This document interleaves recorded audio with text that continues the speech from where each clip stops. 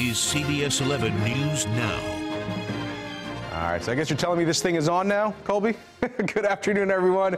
On this cold Wednesday, January 17th, thanks so much for watching us here on Facebook Live. This is News Now. This is our digital update, and I am Ken Molestina. We are continuing to follow the story of that California couple.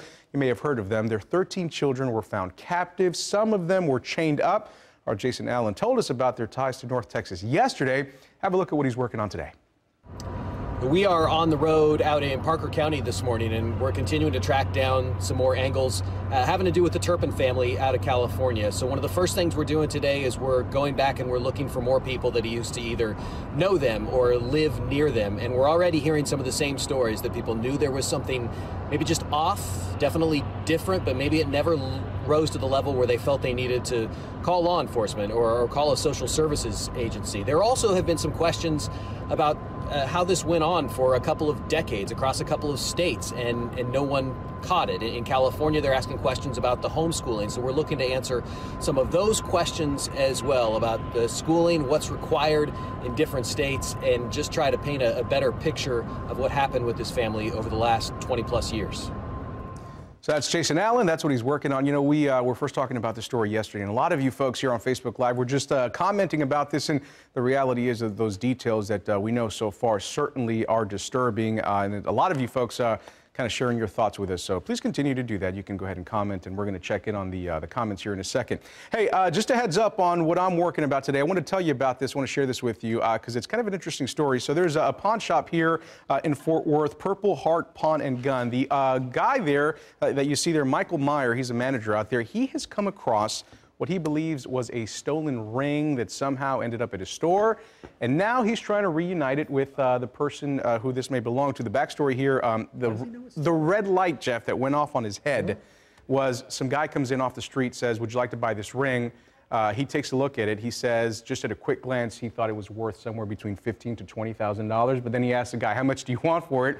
Dude says, "I'll take $100." Oh, well, there you go. So that set off a red flag. He has no idea what he's got in his hand. So Michael, right? So Michael says to me, he says, to him, he says it was worth $100 to take that ring off that guy's hands and then try and find. So that's what he's doing.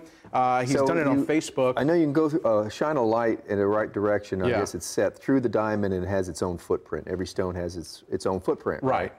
So he looked at all those kinds of things. Yeah. He doesn't want to get terribly specific with exactly the specifications of the diamond because he's hoping that whoever this does belong to has the proper paperwork. He wants them to bring it in. He will verify, but he doesn't want to just put all that information out there. Of course, yeah. Because obviously people do what they do. It's like completely describing the wallet that you just found. Right. By the way, I'm not ignoring you. I'm just turning on Facebook Live here. Yeah, so you can see on my phone so I can see the comments. They said the volume's audio. up, so let me turn it down. Okay, here we go. All right, so the other thing that we're still keeping a close eye on, it is Wednesday, it is hump day. Boy, we have had some cold days this week, and it's still cold out there. How cold was it today? I'm just laughing. Anna Francis says that's Kim Kardashian's ring. Oh, Kim Kardashian? Give her a call. Well, they're saying it's anywhere between 2 to 3 carats. I think Kim Kardashian rocks, what, like a 10-carat ring? I think you're probably 5 plus there. 5 plus, yeah. This is 2 to 3. This is 2 to 3. And so it's like, that's $15,000? 15 to 20, just a rough estimate ballpark figure. It might be more. But that was just at a first glance what everybody knows they can make those now, right? And it's totally obliterating the diamond market. 3-carat rings? That's a good point. I don't know how big they can make them yet. Okay. But I know the 2-carat, up to 2-carat ones, the ones they can make, even the experts, I mean, they have to really dial it in to see if this is why we hang out with Jeff Ray, because you just share all this information for us. This is why I'm never invited to parties. So let's talk about the weather. It's cold. Was it cold this morning? Unbelievable cold. So it was 13 at the airport, and if that felt unfamiliar, Ken, that's because it hasn't been since 2011 when there was snow on the ground that it hit 13. So put it in perspective. Last year we did get down to 14. By the way, that happened to be the last freeze of the winter, which was another story. But we've hit 13. We've been down 13 a couple of times, but it has been 7 years. But anything below that, you have to go back to 96.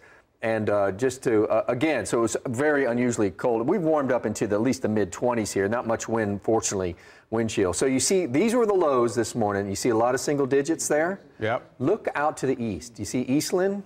That was -3. Oh, it skipped over it. Let me go back to it. You see that -3 right there? That's out west, you meant. Yeah. Yeah. Out in Eastland, out west? Yeah. Okay. -3. That -3 is the coldest Boy. temperature reported in North Texas in the last 27 years. Wow. I would love it if folks from Eastland were sending us some pictures Of how cold that if was. you're watching, you're out in Eastland, know anybody out there, get that send us to a picture. Just what happens when it gets that cold. We want to see and that. That's pipe bursting cold. I Yeah. mean, that's just that will just really wreak havoc to your house. So how much longer is this going to last? Because we've got temperatures today going to get above freezing. We got to freezing yesterday, but Yeah. we'll get above it this afternoon with all this sunshine.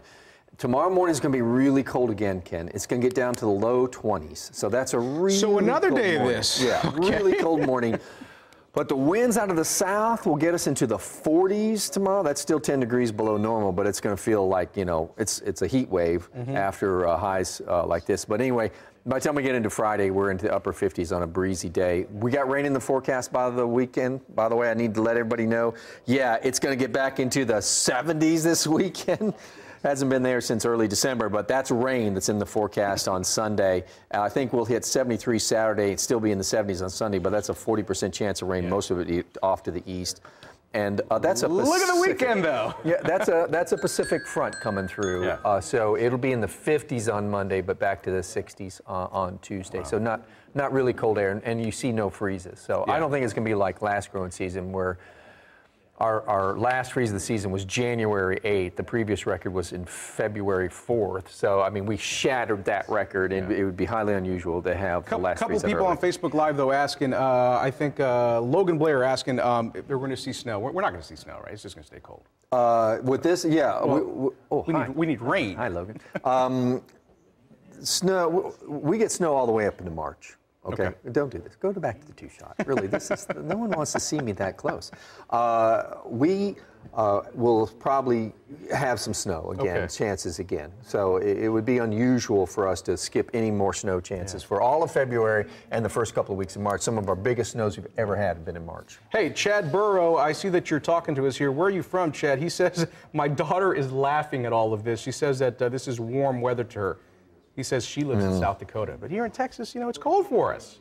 I was just trying to explain this to my son. In Minnesota, while we have a record for like 8 days below zero, even for the daytime highs, their record is something like a couple of weeks.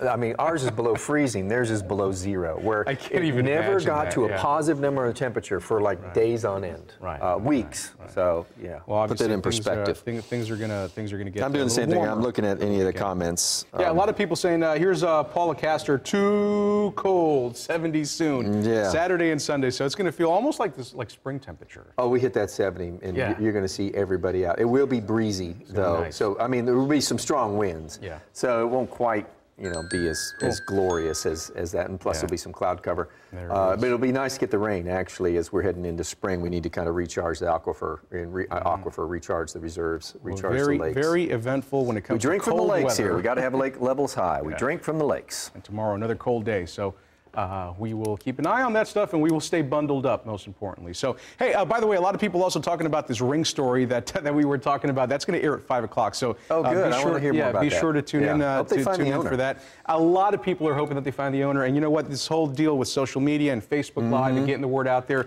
this might be the way to do it, because the other thing that they told me, it's associated with a crime. The last thing that I heard from police was that they don't really investigate these until they know for certain that it's stolen. So we don't know 100% that it's stolen, but we find this the pawn owner, shop we manager, find out how it got stolen, and suddenly we're on a crime. Pawn shop manager says all his red flags went up. So anyway, there's the ring. Have another look. Share that 2 to 3 carats, somewhere between 15 and 20K. It's heart-shaped, so it is very unusual. So hey, that's going to do it for us for right now. But we're going to see you at 3 o'clock here on Facebook Live again. Stay tuned throughout the day. CBSDFW.com, all of our social media pages, because we're going to stay on top of many stories for you, as you've already heard, including this wet weather. So, well, not wet weather, cold weather. Cold weather. Frigid we weather. are warming.